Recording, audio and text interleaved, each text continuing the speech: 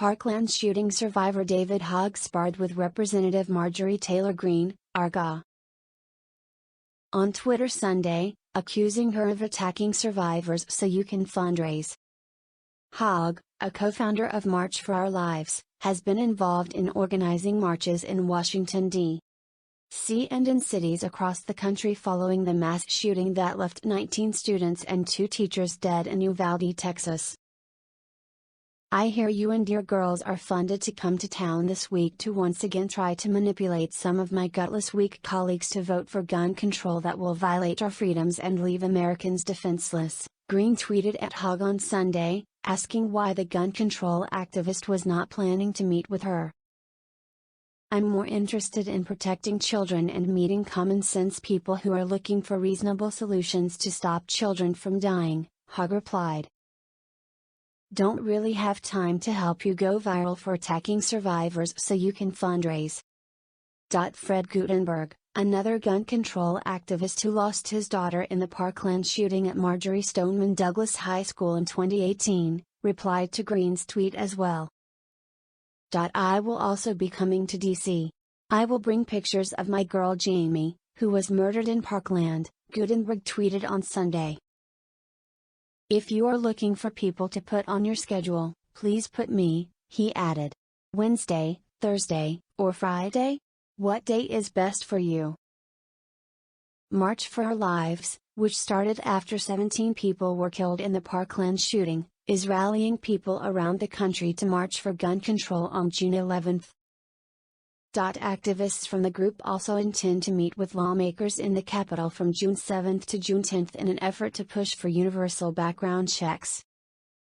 Our message and ask is simple: no longer will we be held hostage by our lawmakers and no longer will we tolerate feeling unsafe in our communities, the group's website said.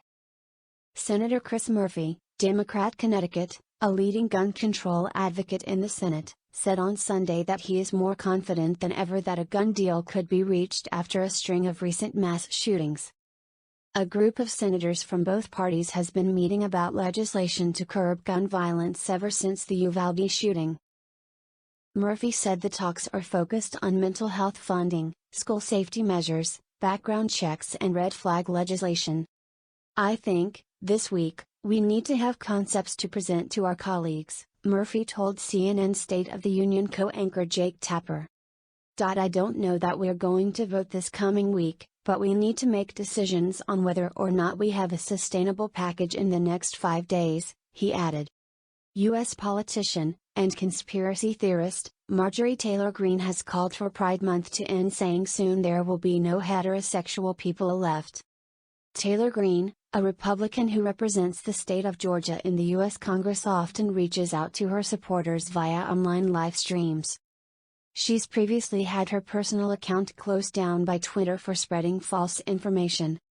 They just want you to think that all of a sudden the entire population is steadily turning gay or turning trans, Greene said to her official Twitter account.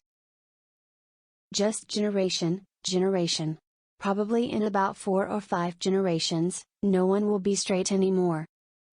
Everyone will be either gay or trans or non-conforming or whatever the list of 50 or 60 different options there are.